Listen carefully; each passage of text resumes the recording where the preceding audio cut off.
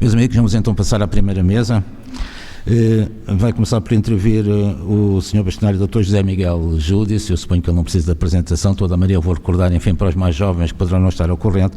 O Dr. José Miguel Júdice foi um ilustre docente da Faculdade de Direito de Coimbra, muito promissor, mas depois, enfim, tem um feitio muito ativo, muito extrovertido, não é? Sentia-se mal naqueles claustros de Coimbra e então veio para Lisboa, onde veio fundar uma sociedade de advogados, que é hoje a maior sociedade de advogados do país, a PLMJ, que toda a gente conhece.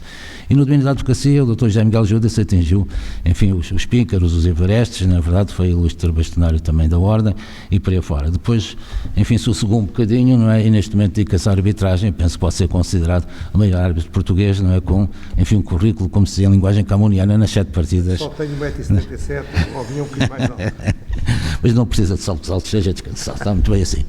De modo que vamos ter o prazer. Eu queria ainda dizer o seguinte: o Dr. José Miguel Júdice é uma pessoa totalmente independente, não está ligado a nenhum partido, não presta contas a ninguém, não tem patrão, portanto aquilo que diz é aquilo que pensa, e é muito bem. E também por isso temos a honra de ter aqui connosco. Dr. José Miguel Júdice, quando entender a palavra é sua.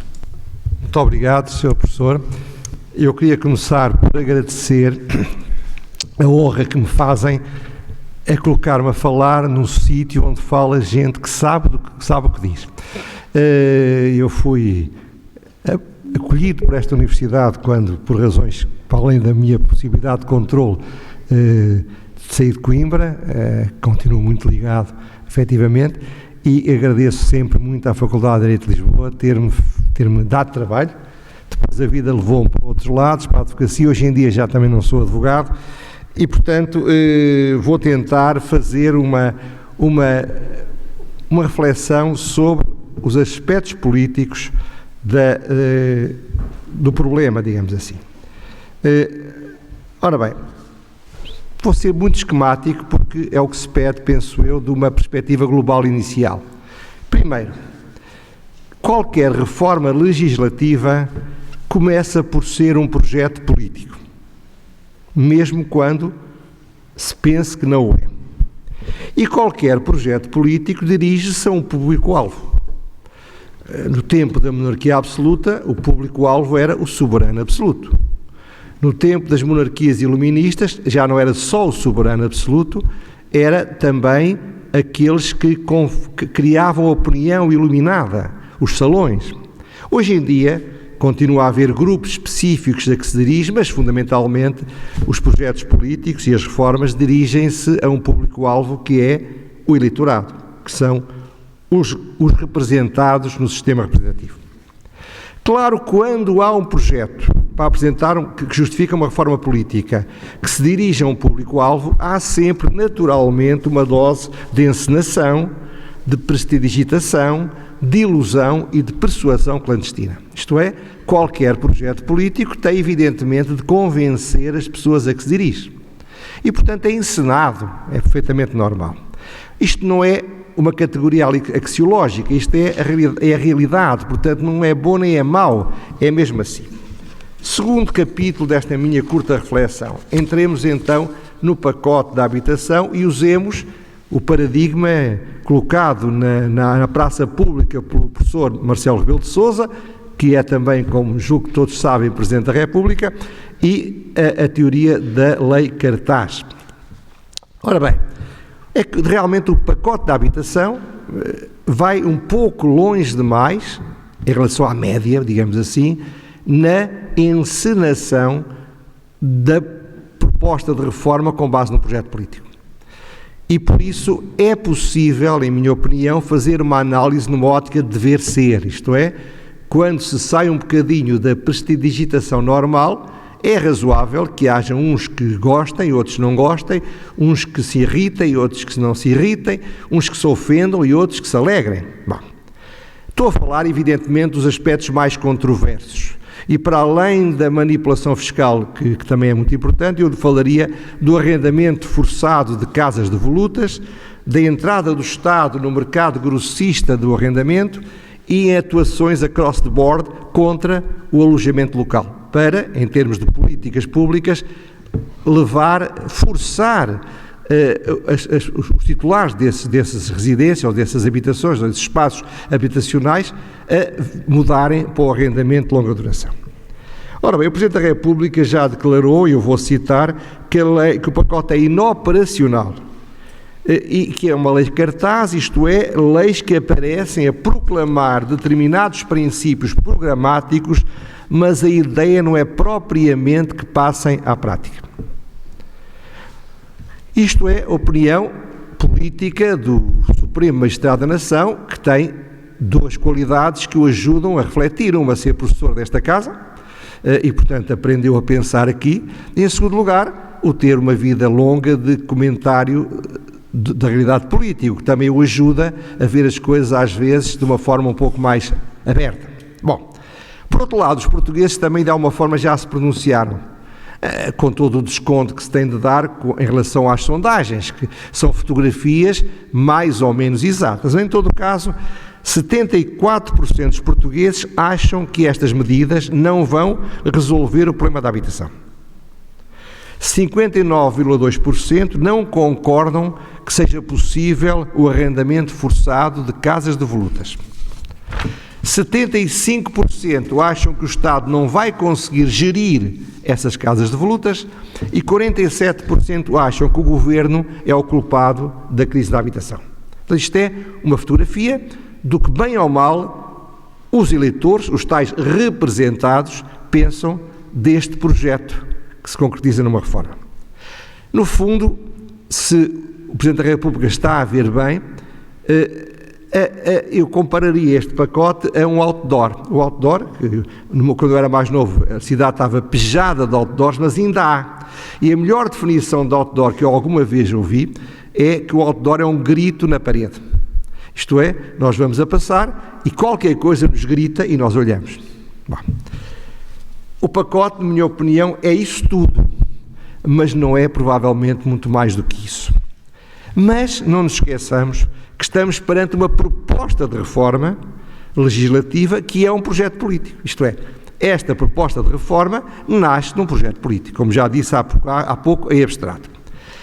Perante isso, perante esta realidade e este projeto político, o Presidente da República, que é um fino comentador político, que está hoje em dia em Belém, veio dizer que era, eu vou citar, era preferível não ter levantado as expectativas, pois existindo um problema real e sendo a aparente solução inexequível, era melhor não termos falado nisso. Portanto, responde a este projeto político com um comentário que implicitamente tem outro projeto político, que é a ideia: não se deve tentar avançar com soluções que não são realizáveis, porque isso cria fatiga de reformas e cria reações muito mais duras do que aquelas que existiriam sem isso. Portanto, segundo eu li em mais do que um sítio, esta declaração é uma pasada de cal a que faltava para enterrar a reforma legislativa. No entanto, qualquer proposta de reforma legislativa é sempre um projeto político. E se assim é, já o disse, mas vou recordar, é preciso perguntar a quem se dirige o projeto político. Em quem se está a pensar quando se avança com uma reforma com base num projeto político. E quem é o público-alvo dessa reforma política. E no meu entendimento, falível como qualquer outro, eu creio que pode-se responder em três planos: no plano sociológico, no plano ideológico e no plano político. Em termos sociológicos, esta reforma dirige-se a estamentos sociais de classe média e classe média baixa que não encontram casa nas áreas metropolitanas para arrendar e do que depende, certo, desde logo, planos de vida. Este é o público-alvo sociológico desta reforma. Em termos ideológicos, esta reforma dirige-se àqueles que favorecem o aumento da intervenção do Estado na economia.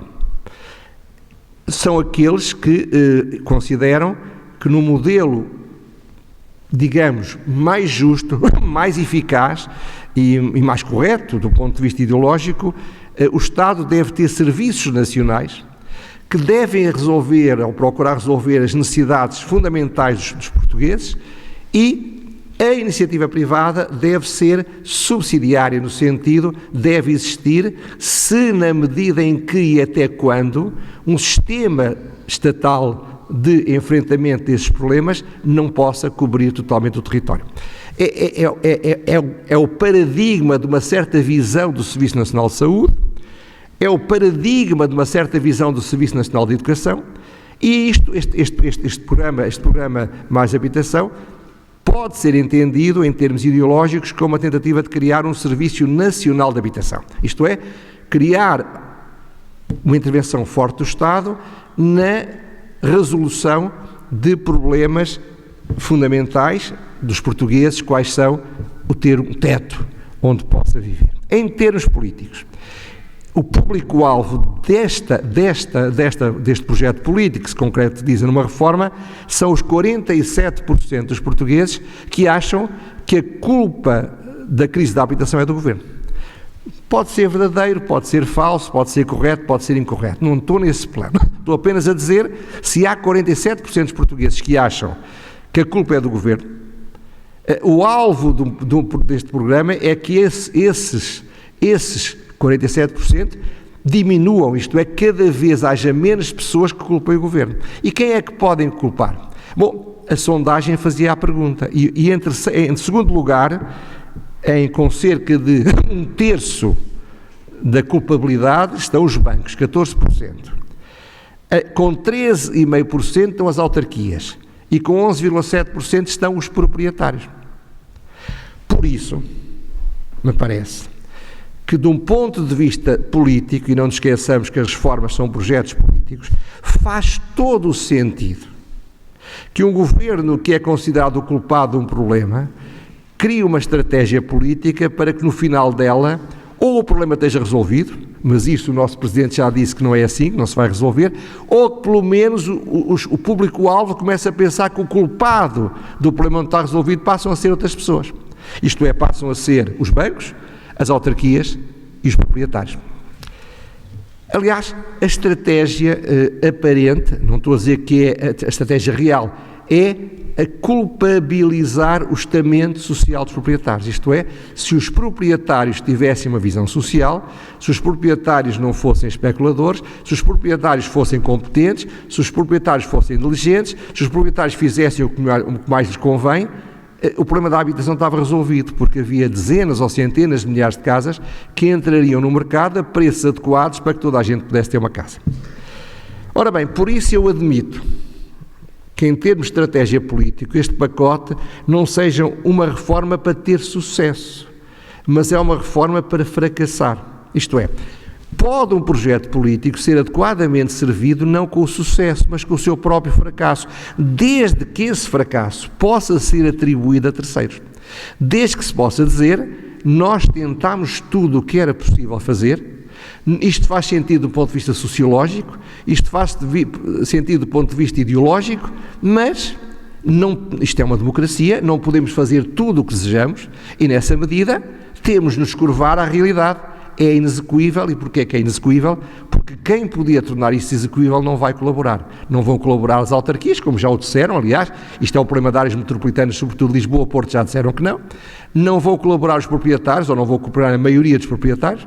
Em terceiro lugar, os próprios bancos provavelmente vão ter algum receio de colocarem dinheiro em investimentos imobiliários quando pensam provavelmente que situações deste tipo se podem repetir no futuro. Ora bem, isto em termos políticos tem um nome, é a criação de bodes expiatórios ou inimigos externos. Isto é uma estratégia tão velha como a humanidade. Quando há um problema, a melhor solução é tentar encontrar alguém que se possa culpar desse mesmo problema.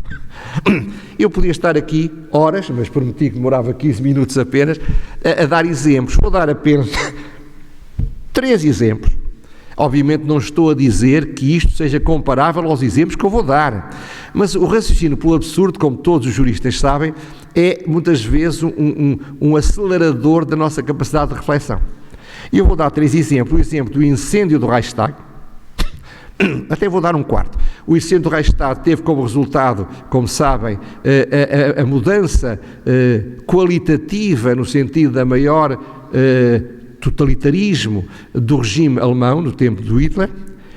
Depois o massacre de Katyn, que foi digamos, a destruição da elite militar polaca atribuída durante décadas aos nazis e que hoje em dia se sabe que foi feita a mando de Stalin, e os pogroms que regularmente caíam sobre as populações judaicas.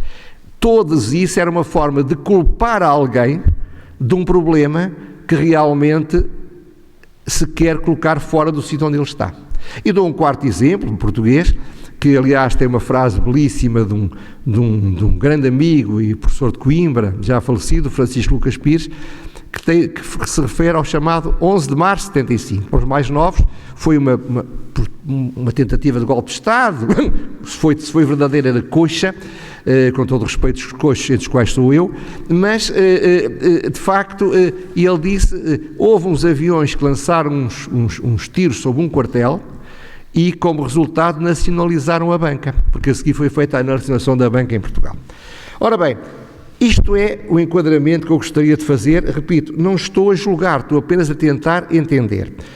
O que é que será então o pacote de habitação? É um erro, como aparentemente o Presidente da República sugere, ou é uma estratégia? É um programa feito à pressa por amadores ou é um programa feito com toda a cautela por verdadeiros profissionais? É um projeto para ganhar ou é um projeto para Eu não consigo ter a certeza, que tenho uma opinião, mas aqui estamos num aerópago universitária, é perigoso estar a dar opiniões sem fundamentação bastante. Agora, creio que na sexta-feira próxima, segundo dizem é quando o Governo vai aprovar a versão final das propostas de lei, ficaremos a saber. E nessa altura, os meus amigos irão fazer a própria reflexão e vão dizer uma ou duas coisas. Bom, como é habitual, não é uma nem outra, é uma terceira que eu não me lembrei, a solução, a realidade.